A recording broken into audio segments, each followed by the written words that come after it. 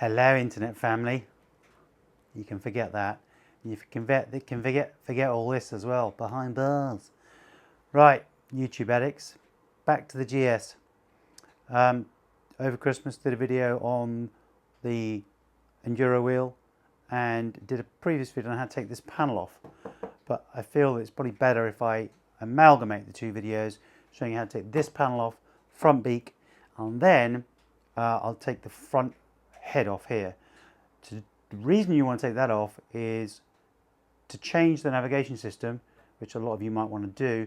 The cable now runs down the back of the dash in a very convoluted way.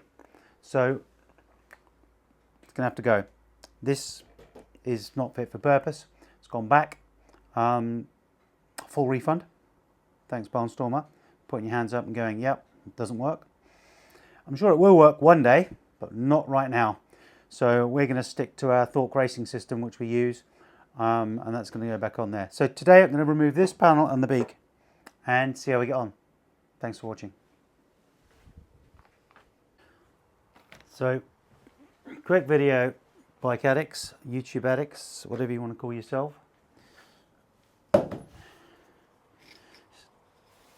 Nice to see that the seat isn't as complicated to get off this time. Just remember to remove your heated seat cable.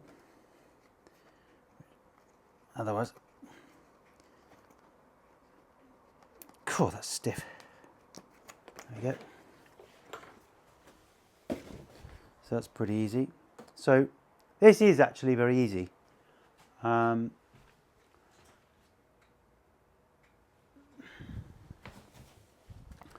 Screw, hidden screw.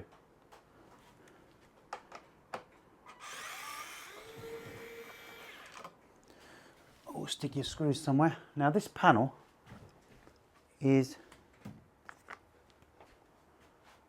looks pretty scary. So I'll spin this camera around a bit and pull it down.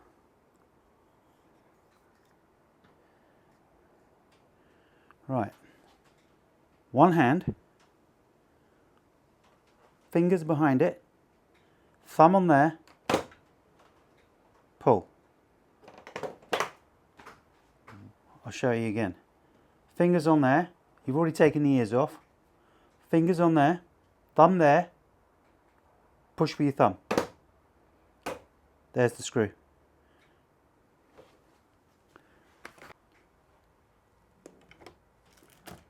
Now the rest of this is even easier. So you've undone this screw, you've undone that screw. Okay, there is only 2 screws on this panel.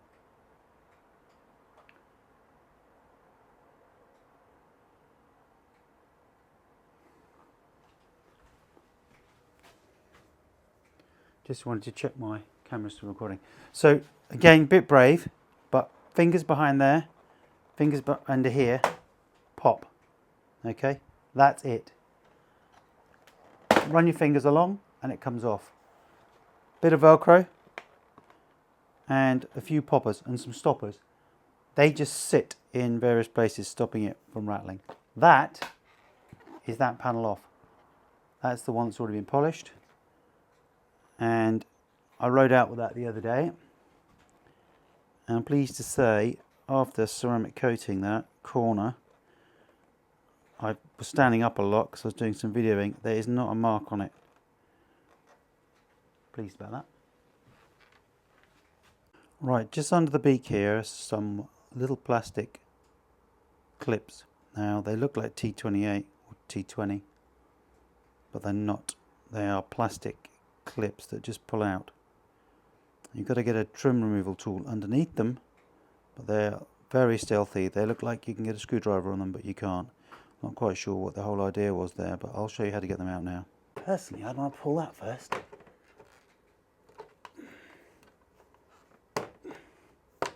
There we go. And then out it comes. And then that's the beak disattached there.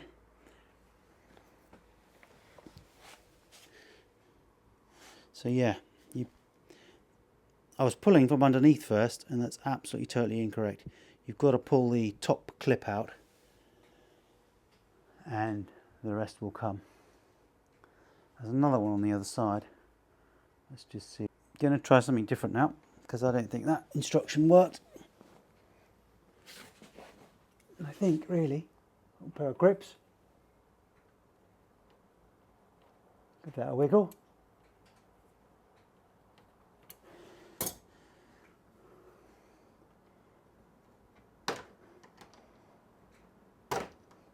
Bingo. Maybe don't give it too much of a wiggle like I did and squash it. So I'll have to be ordering another one of those. So here we go. That's the two sneaky little bolts out. Pull it apart just slightly so you don't scratch it, and off she comes. And that is that. Notice she's all ready for the adventure nose. Now that is a lot easier. Don't do what I did and give that a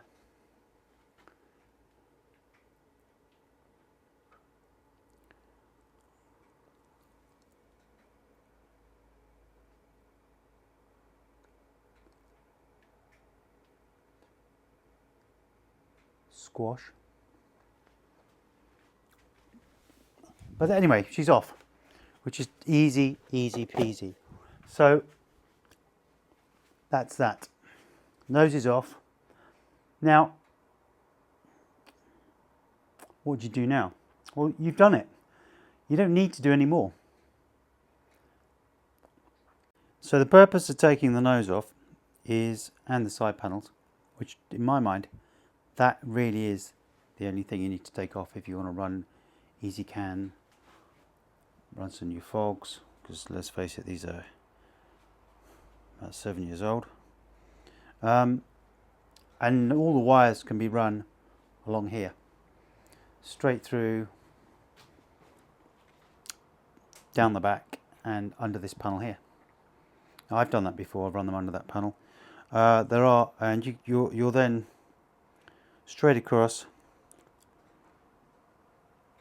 undo that bolt, wrap the wire on the back over the top, and you're in. Now I've done it that way. There are people out there that want to make a massive deal out of removing the tank. Now you don't need to. It's pointless, absolutely pointless. There is endless amounts of room under here. Well, there's not endless amounts of room, I'm going to get to that. There is loads of routes through. You can see right through the back. You can see right out the other side. Choose your routing, cable tie your cables down, and you'll be fine. You don't need to take the tank off.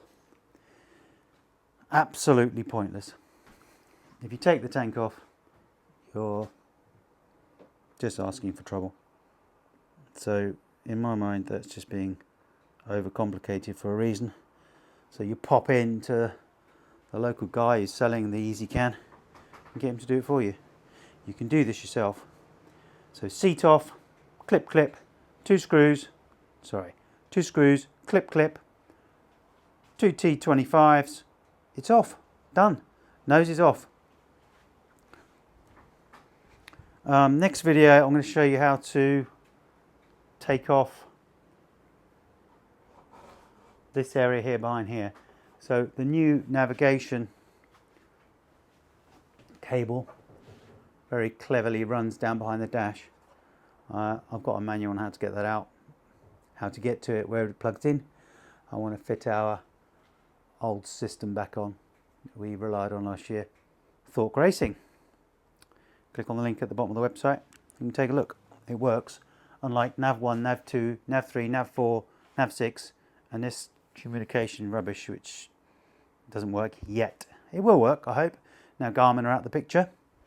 But yeah, that's it really. Easy as that. 1, 2, 3, 4, 5, 6 screws, clip, clip, clip, lift off. Easy. Now I'm going to put it back together